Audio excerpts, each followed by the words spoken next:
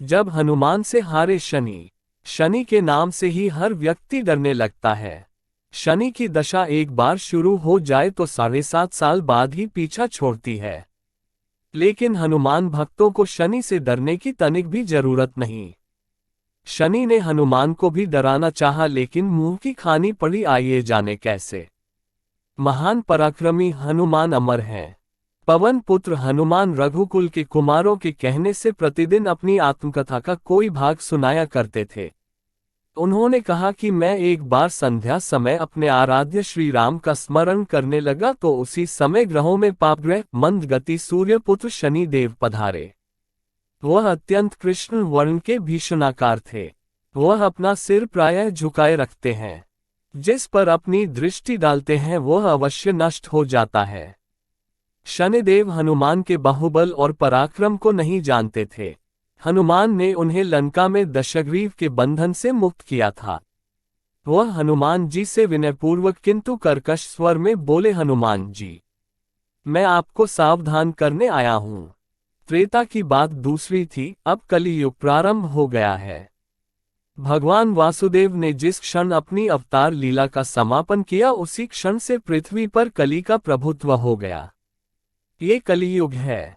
इस युग में आपका शरीर दुर्बल और मेरा बहुत बलिष्ठ हो गया है।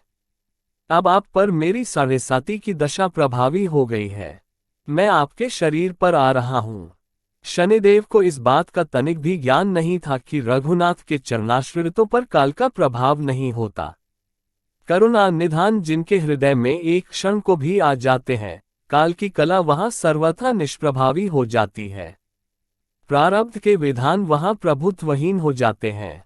सर्व समर्थ पर ब्रह्म के सेवकों का नियंत्रण संचालन पोषण प्रभु ही करते हैं।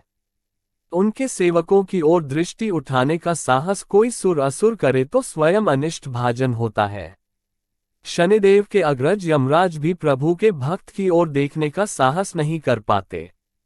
हनुमान जी ने शनिदेव को समझाने का प्रयत्न किया, आप कहीं अन्यत्र जाएं।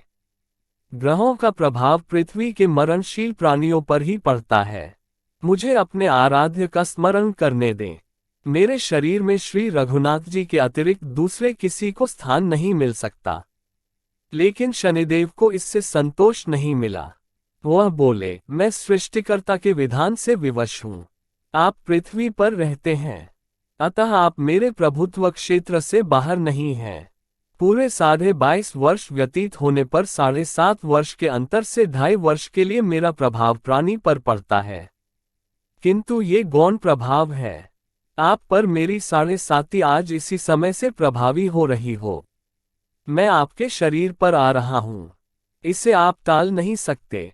फिर हनुमान जी कहते हैं, जब आपको आना ही है तो आइए, अच्छा होता कि आप मुझ वृद्ध को छोड़ ही देते।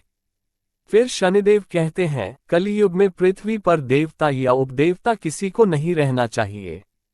सबको अपना आवास सूक्ष्म लोकों में रखना चाहिए। जो पृथ्वी पर रहेगा वह कलियुग के प्रभाव में रहेगा और उससे मेरी पीड़ा भोगनी पड़ेगी। और ग्रहों में मुझे अपने अग्रज यम का कार्य मिला है। मैं मुख्य मारक ग्रह हूं और मृत्यु के सबसे निकट वृद्ध होते हैं, अतः मैं वृद्धों को कैसे छोड़ सकता हूं। हनुमान जी पूछते हैं, आप मेरे शरीर पर कहाँ बैठने आ रहे हैं। शनिदेव गर्व से कहते हैं, प्राणी के सिर पर। मैं 2.5 वर्ष प्राणी के सिर पर रहकर उसकी बुद्धि विचलित बनाए रखता हूँ। मध्य के 2.5 वर्ष उसके उदर में स्थित रहकर उसके शरीर को अस्वस्थ बनाता हूँ। वह अंतिम 2.5 वर्ष पैरों में रहकर उसे भटकाता हूँ। फिर शनिदेव हनुमान जी के मस्तक पर आ बैठे तो हनुमान जी के सिर पर खाज हुई। इसे मिटाने के लिए हनुमान जी ने बड़ा पर्वत उठाकर सिर पर रख लिया। शनिदेव चिल्लाते हैं, यह क्या कर रहे हैं आप। फिर हनुमान जी कहते हैं, जैसे आप सृष्टिकर्ता के विधान से विवश हैं वैसे मैं भी अपने स्वभाव से विवश हूं। मेरे मस्तक पर खाज मिटाने की यही उपचार पद्धति है, और आप अपना कार्य करें और मैं अपना कार्य। ऐसा कहते ही हनुमान जी ने दूसरा पर्वत उठाकर सिर पर रख लिया। इस पर शनिदेव कहते हैं, आप इन्हें उतारिए, मैं संधि करने को तैयार हूं। उनके इतना कहते ही हनुमान जी ने तीसरा पर्वत उठाकर सिर पर रख लिया तो शनि देव चिल्लाकर कहते हैं, मैं अब आपके समीप नहीं आऊंगा। फिर भी हनुमान जी नहीं माने और चौथा पर्वत उठाकर सिर पर रख लिया।